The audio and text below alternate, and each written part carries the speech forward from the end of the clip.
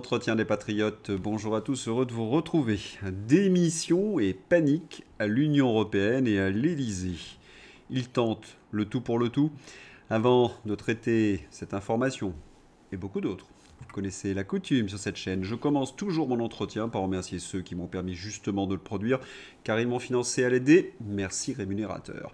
Et aujourd'hui sont à l'honneur des fidèles parmi les fidèles, Iléna Rolatson, Viviane Mort, Christophe Dupin, Philippe Bohen, Christophe Bianchi. Merci à eux du fond du cœur. Et puis je tenais à vous remercier pour votre soutien indéfectible. Oui, il faut aider la réinformation en ces temps de graves menaces sur la liberté d'expression. Comment faire? Bien c'est simple, il suffit de lever le petit pouce, écrire de gentils messages, diffuser sur d'autres réseaux sociaux. Et puis surtout, n'oubliez pas d'activer la cloche notification. Merci à tous.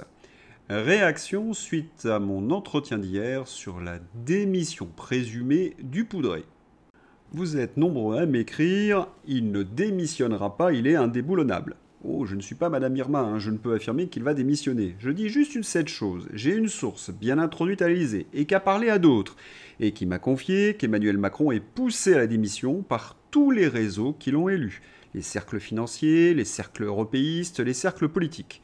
Vous connaissez les noms, Thierry Breton, Édouard Philippe, Gabriel Attal, le PS, les LR, Minc et tous les autres.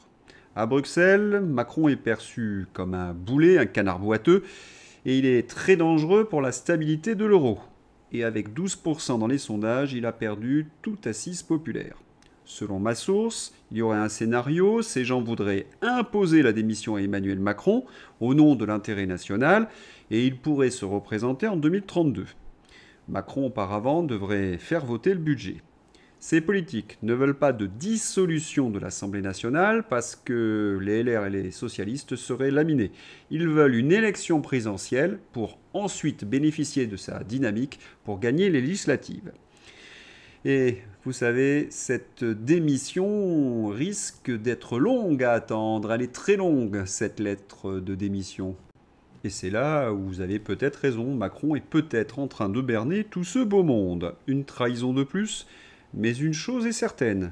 Par ces magouilles d'adolescents attardés, ce grappillage de temps, Macron a lassé ses derniers soutiens. Il est devenu indéfendable.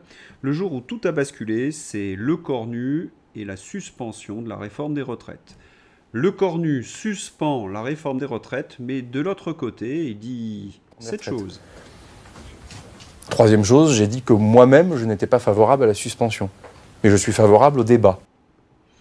Eh oui, c'est un en même temps. Et Emmanuel Macron en Slovénie. Qui a consisté à proposer le décalage d'une échéance. Je le dis ici parce que ça n'est ni l'abrogation ni la suspension. C'est le décalage d'une échéance, qui est la prochaine échéance, celle des 63 ans au 1er janvier 2027, qu'il a décalé au 1er janvier. Ni l'abrogation, ni la suspension, quand Emmanuel Macron sème la confusion sur la réforme des retraites. Confusion, le mot est bien faible.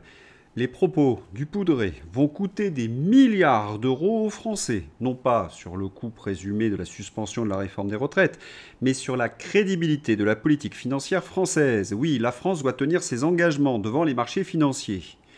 La note de la France a déjà été dégradée il y a quelques jours sur l'absence de ligne claire sur la réforme des retraites et sur le chaos engendré par l'obstination du Poudré à rester à l'Élysée. Et là, le déséquilibré d'Amiens en rajoute une couche. Mais que cherche-t-il? Que l'on emprunte plus cher sur les marchés financiers que le Zimbabwe? Et sur le plan politique, c'est un champ de ruines. Il met en lumière que les socialistes sont des imbéciles, il montre que les LR sont des vendus, et il insulte les députés. Votre travail ne sert à rien, je ferai adopter le budget par ordonnance. Oui, dehors le fou. Et détail amusant, dans la bouche des socialistes ou des LR, le mot macroniste est devenu l'injure suprême. Quant à Wauquiez qui l'a trahi, il a récolté ce qu'il a semé. Laurent Wauquiez chute et devient la personnalité politique la plus rejetée des Français. Selon un sondage Cluster 17, Laurent Wauquiez obtient 75% d'opinions défavorables de l'ensemble des Français. La trahison a toujours des conséquences. Il aurait fait tomber Macron en votant la motion de censure et il devenait un héros aux yeux des Français. Aucun sens de l'histoire. Pour un normalien, c'est vraiment décevant. Derrière toute cette farce et cette comédie, il y a la réalité donc de nos finances. Pierre Moscovici dit que les finances de la France sont les pires d'Europe. La situation de nos finances n'est pas mauvaise, elle est très mauvaise. Nous avons les finances publiques les plus dégradées d'Europe. Oui, il y a un indice, baisser les dépenses. Oui, je sais, c'est ironique parce que Pierre Moscovici, c'est un ancien ministre des Finances. Il a contribué à la destruction de nos finances publiques, socialistes, et en plus, il a soutenu Emmanuel Macron depuis 8 ans. Et là, vous voyez, il le lâche. Mais c'est factuel, Macron qui s'accroche au pouvoir, c'est une catastrophe pour nos finances publiques. Outre-Rhin, la situation est presque identique. L'effondrement de l'industrie allemande est dantesque, moins 13% depuis début 2020. L'Allemagne a rattrapé la France dans la dégringolade de son industrie depuis 2007. L'Europe s'effondre complètement. Il faut bien comprendre ce que cela signifie. Des économistes, des Cassandres, prédisent dans la presse une crise financière effroyable. Ils s'interrogent. Qui va allumer la mèche ? Aux États-Unis, avec la politique de Donald Trump, Macron en France ou Merz en Allemagne. C'est pour cette raison d'ailleurs qu'en Europe, vous avez des forces qui sont en train de s'unir pour arrêter la politique destructrice des Macron, Van der Leyen, voire des prétentions de Donald Trump. Alors, Macron a-t-il une stratégie pour éviter la démission qui lui serait imposée ? Oh, c'est toujours la même. La guerre et encore la guerre. Aux côtés du président Zelensky. Tripoter les bandéristes, c'est le dernier atout du poudré. C'est quand même un peu faible. Cette poignée de main va nous coûter combien ? 200 millions ? 360 millions ? Un demi-milliard ? 1 milliard ? À nous, les contribuables français, s'interroge Philippe Béchade. Et si jamais, par accident, Zelensky vous serrait la main, recomptez vos doigts et refusez tout contrôle de détection de produits stupéfiants par la police. Pour accompagner ce narratif que je vais nommer buveur de sang, Macron peut compter sur tous les guignols qui se déguisent avec des uniformes comme Yakovlev. Poutine est l'Occident, il n'a pas de projet politique, il porte le deuil de l'Union soviétique, analyse le général Michel Yakovlev. Les enfoirés qui nous poussent à la guerre sont partout et chaque effort pour faire avancer une solution diplomatique provoque invariablement leur mobilisation générale pour la court-circuiter ou la faire échouer. Bon, Yakovlev, c'est un petit chroniqueur de LCU, mais la collaboration avec la folie du poudré a gagné les plus hautes sphères de l'armée. L'armée française doit être prête à un choc dans 3-4 ans face à la Russie, qui peut être tentée de poursuivre la guerre sur notre continent, a affirmé mercredi le chef d'état-major des armées françaises, Fabien Mandon, pour justifier l'effort de réarmement. Est-ce que je partirai à la guerre derrière un type comme ça ? Jamais à ça, non, jamais. On peut le dire, l'habit ne fait vraiment pas le moine. Et il y a mieux. Confrontation avec la Russie. Dès ce matin, tout peut basculer, a mis en garde le chef d'état-major de l'armée de terre, Pierre Schill, sur une guerre de haute intensité avec la Russie. La France n'a pas les unités, n'a pas le matériel pour tenir plus de 3 jours.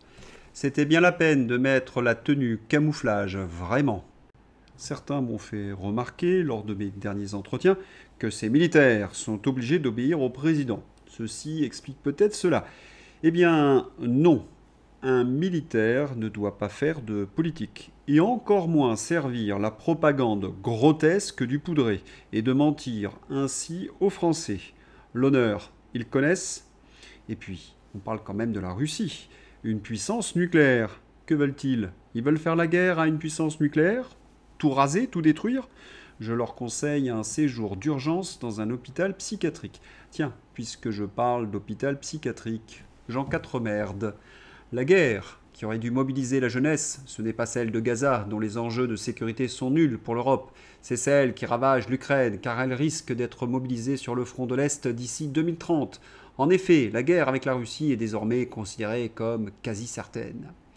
Regardez-moi ce frappadingue de Quatremère, ce pourlicher les babines en pensant à la jeunesse française que ces affreux de néoconservateurs veulent envoyer comme chair à canon contre la Russie. Il faut bien le comprendre, hein. Tout cela c'est du cinéma pour protéger les intérêts d'une petite caste européiste et macroniste.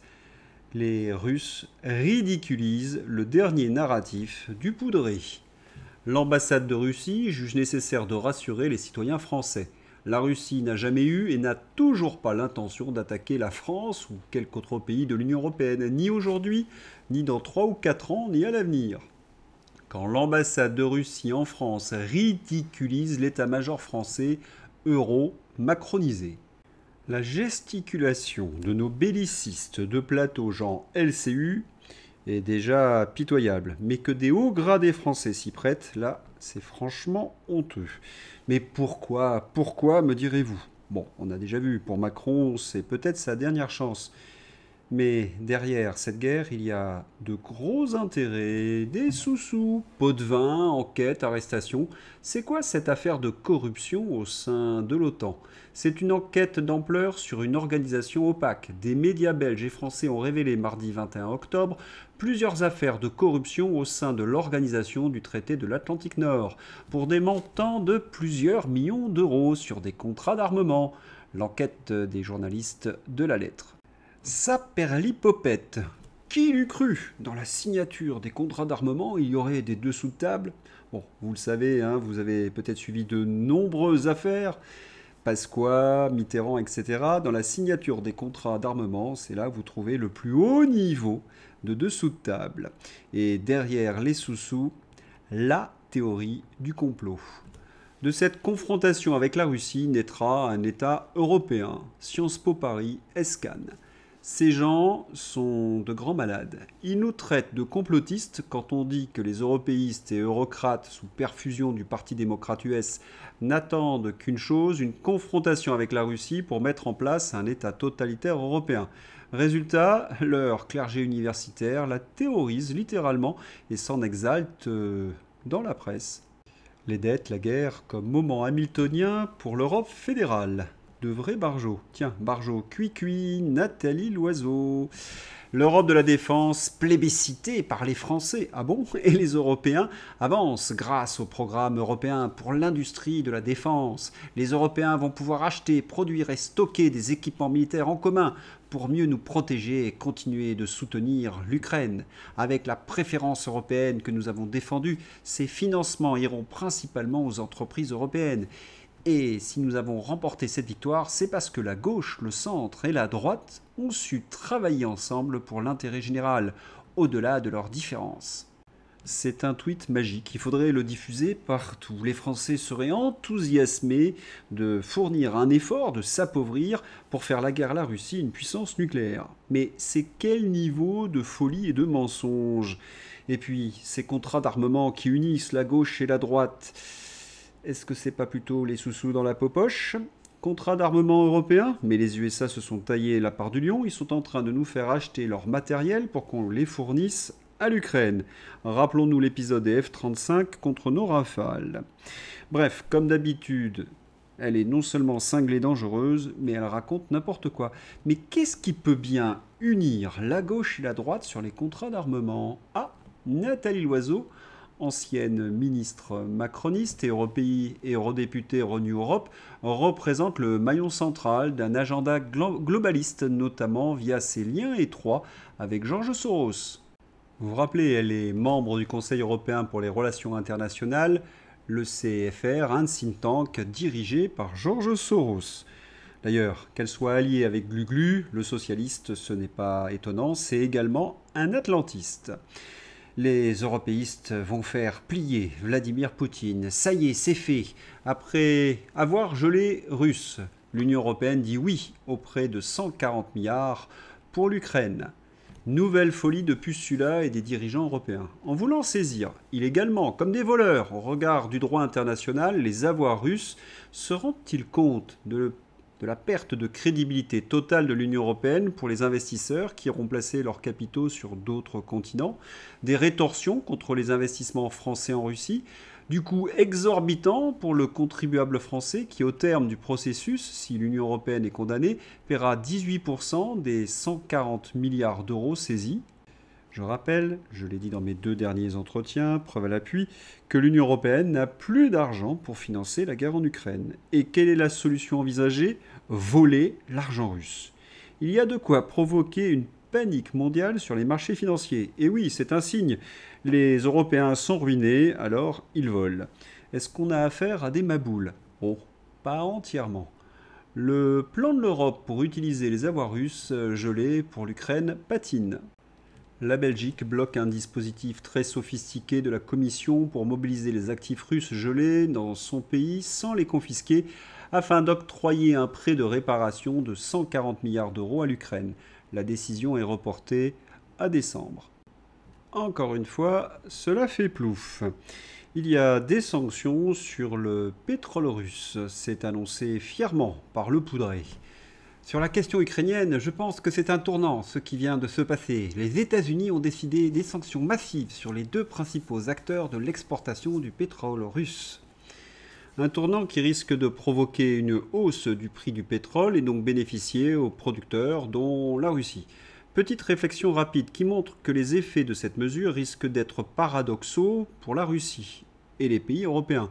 Macron, à son habitude, se précipite pour commenter un élément qu'il croit favorable à ses postures. On en reparle dans quelques mois. Notre Mozart de l'économie est grand stratège devant l'éternel. C'est là où l'on mesure la folie et la corruption européenne. Trump a obtenu, on l'a très bien compris, que l'Europe n'achète plus d'hydrocarbures russes pour favoriser son GNL. Il se retire des négociations lorsqu'il obtient quelque chose de l'Europe. Et c'est cette mesure qui va faire exploser le prix de l'énergie en Europe. Et pendant ce temps-là, les Français, eux, en bavent. L'agriculture, par exemple.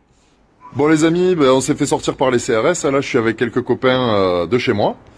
On s'est fait sortir. La ministre a préféré faire envoyer la force sur à peu près 60 paysans pacifistes qui voulaient juste lui parler par rapport au scandale que sont les élevages sur la dermatose. Bref, je vous la fais courte, mais ce message, relayez-le parce qu'il faut que tous les paysans soient au courant.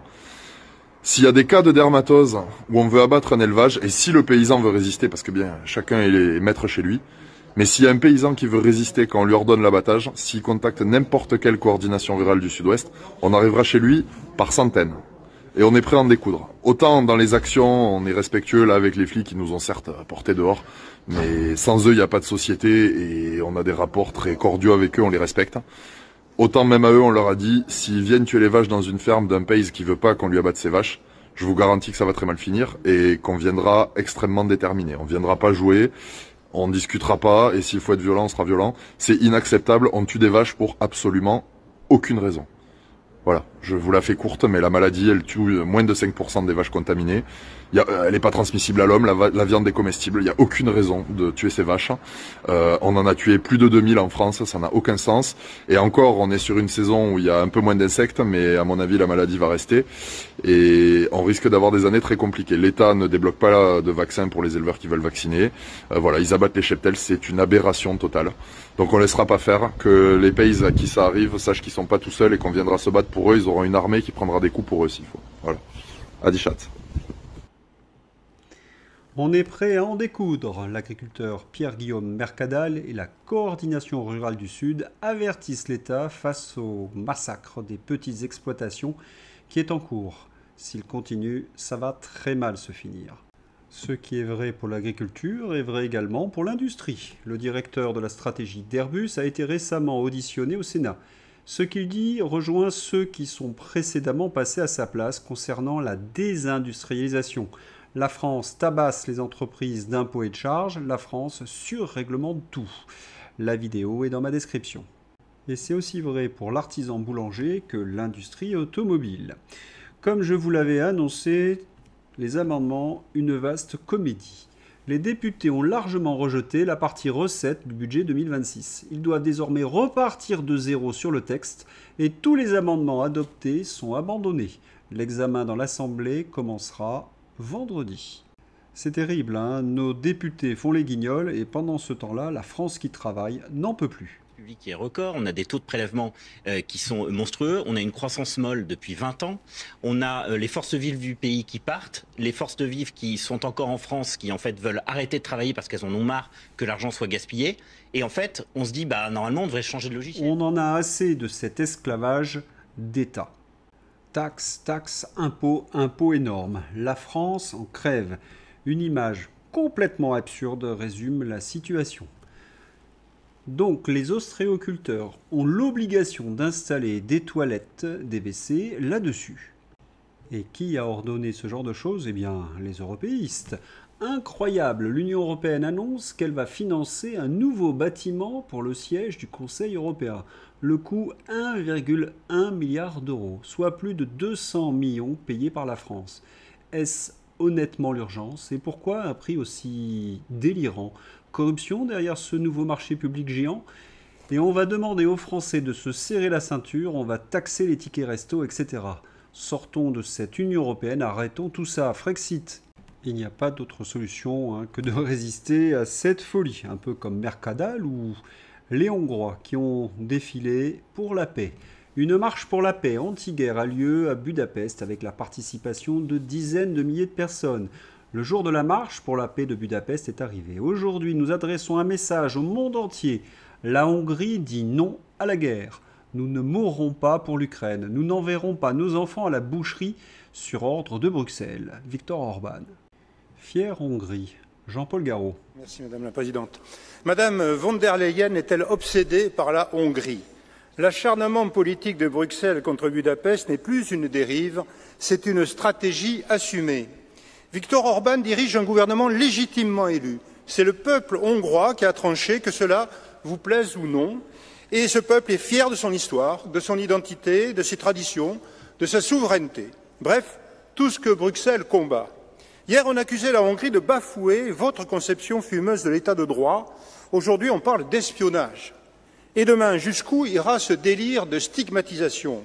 Pendant que les étudiants hongrois sont injustement privés du programme Erasmus, la Commission européenne souhaite désormais intégrer à ce programme des pays du Moyen-Orient et d'Afrique du Nord, comme l'Algérie, où la situation des droits humains est loin d'être exemplaire.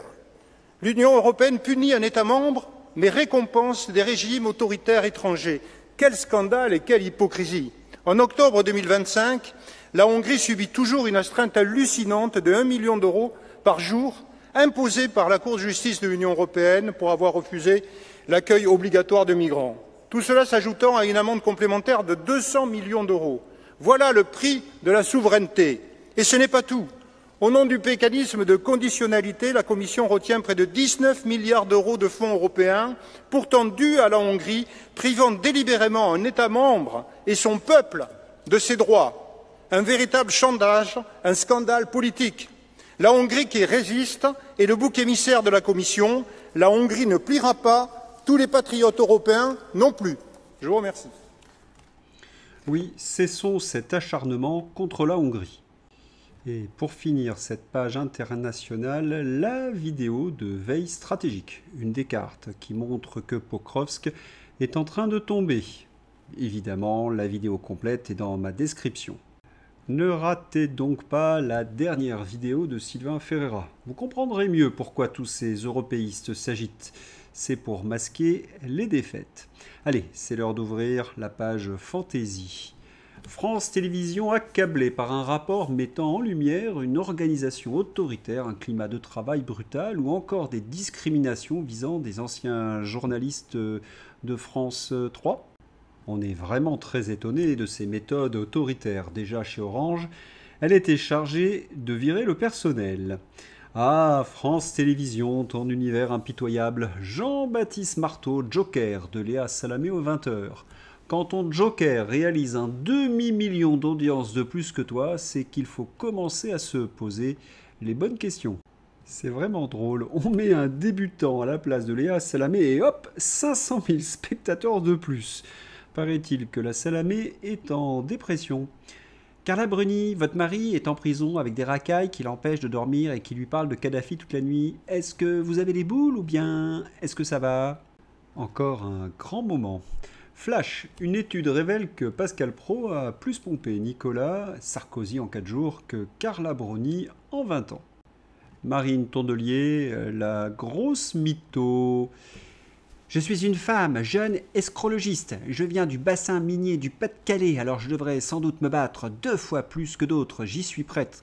Marine Tondelier a certes grandi dans une ville du bassin minier, Hénin-Beaumont, mais dans un milieu privilégié. Elle est la fille d'un médecin et d'une dentiste. Il n'y a aucune honte à être né dans une famille bourgeoise, mais il faut éviter de se faire passer pour la Maheude quand ton père est médecin et que ta mère est dentiste. Allez les karmites, tous derrière Narine. Le message est-il clair? 2014, McCarthy, un sculpteur américain, installe place Vendôme une structure gonflable qu'il décrit comme un arbre. La mairie de Paris parlait de sapin de Noël. 2025, Dacorté, encore un Américain, installe place Vendôme une structure gonflable qu'il décrit comme une grenouille. En argot anglais, les Français sont des grenouilles. Est-ce que vous avez compris?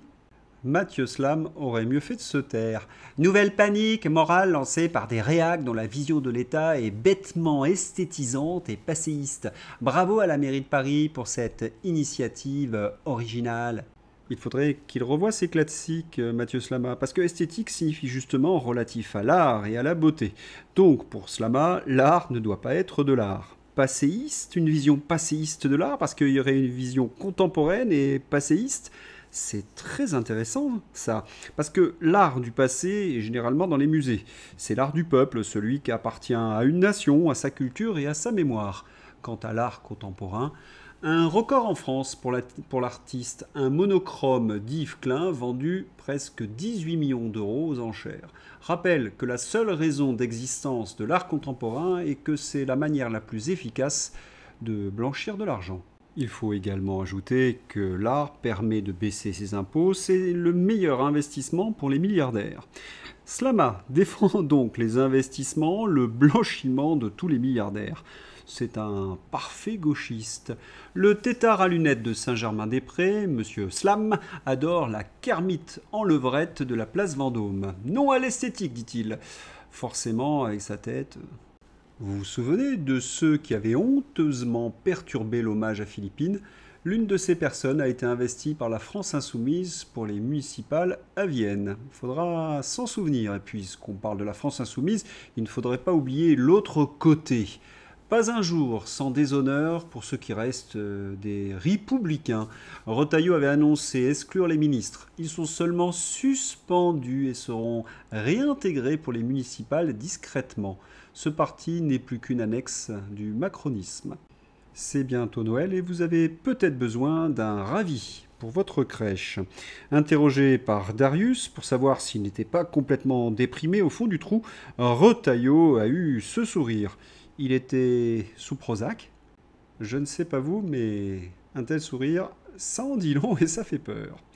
Toi aussi, quand tu fais une énorme bêtise, évoque la laïcité. Le maire de Marseille, Benoît Payan, réagit à la polémique après l'interdiction du film Sacré-Cœur. Si nous diffusions le film au château de la Busine, la ville de Marseille aurait été dans l'illégalité au nom de la laïcité. Mais qu'est-ce qu'il raconte? Sacré-Cœur a obtenu un visa d'exploitation du CNC l'autorisant à être diffusé dans toutes les salles de France, même les 386 salles gérées en règle municipale sur les 2045 cinémas que compte la France. Allez, avant de se quitter, Aurore Berger. Le corps des femmes leur appartient, nul ne peut y prétendre, nul ne peut le posséder, nul ne peut le forcer. La liberté, la dignité, le respect ne sont pas négociables. J'apprends que les femmes auraient pu refuser le pchout, mais pas les hommes a priori. Le corps des femmes, c'est à géométrie variable chez les macronards. Et c'est là où l'on réalise qu'il y a une parfaite parité dans la Macronie. Une étude révèle qu'un macroniste sur 3 est aussi idiot que les deux autres. Voilà, c'est tout pour aujourd'hui. Je vous souhaite une excellente journée, un bon week-end et à bientôt. Au revoir.